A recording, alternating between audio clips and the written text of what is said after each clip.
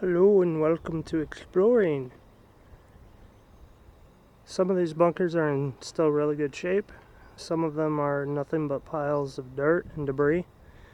So we're trying to capture some of it before it all disappears. Much like everything in the world, everything changes. As everything changes, the history gets pushed away. Destruction of all those memories, all those things that used to happen are all buried in the ground, pushed away. As you can see between the two trees back there, there's a big pile. That was one of the bunkers that we just went into. Then you turn around and the very next spot, whenever you come and look at it, it's nothing but a filled in hole. Nature's reclaimed it. I don't know exactly why some of these bunkers are still left, some of them are not. There's not really any pattern. I don't know about any accidents. Could be wrong. But the ones that do remain are awesome to explore. They do get a little bit redundant sometimes whenever you're going to them, but it makes you realize how quickly we produce stuff, how rapidly we were able to generate TNT, which eventually we didn't need anymore in the war. But all of this now is starting to fade away. This is probably one of the better spots, but if you look right over here, there's a bunker there that's still intact. If you look right over here, there's still a bunker that's still intact. There's one right here that's nothing more than a hole, something that's been filled in. And then if you look right here, there is another bunker that is there. And so you multiply that times the acres and acres that this occupied, and you can see how much they could actually produce, how much that they actually could throw out, but also you didn't want a giant factory producing that much TNT that could potentially explode and take out everybody and all the production work. You would just have little isolated pockets that if they did happen to explode, they would explode upward, not start the chain reaction. So without an actual camera light, this is going to be a little bit difficult, because I forgot to remove the protective wrapping from the battery whenever I went to go charge it, so the charging didn't charge anything. But we're going to go in here. Camera is going to pick up very little, but I will show you what it looks like on the inside from a vlogging perspective, how amazing everything starts to sound.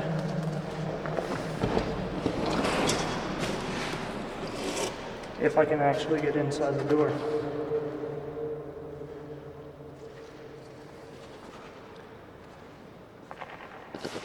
So it's a little bit eerie, but it has amazing sound. I will flip the camera around, I'll switch over to a different source of light.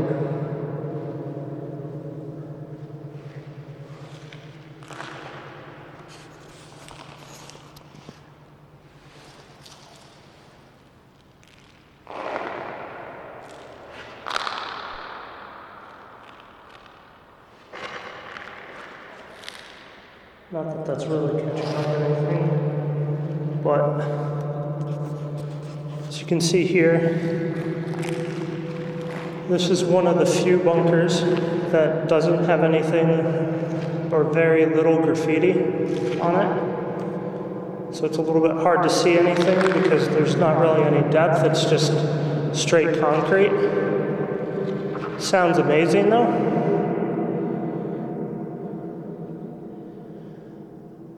These are about 42, 43 feet across, and then they are designed to explode upward so that it would not start the chain reaction.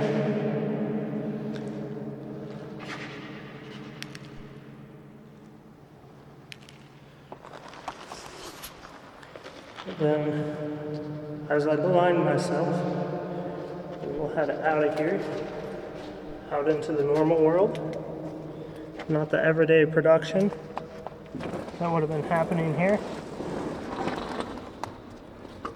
Squeeze on out.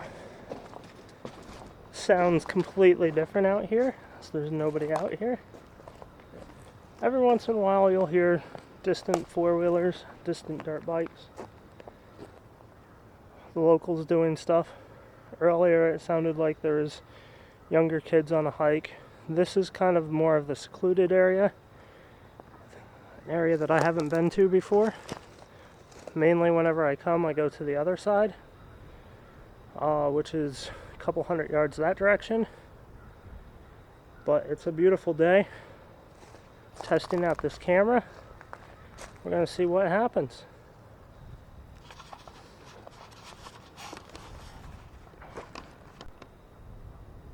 I don't know if you can see it, but right down there where all the little reflections are, that's part of the backside of Allenwood prison system. Originally, whenever the landowners had the land purchased from them here, they were originally supposed to be able to give them the option after the war to be able to purchase back their land. A lot of them never got that opportunity. The state stayed with the fact that they had this land, kept this land.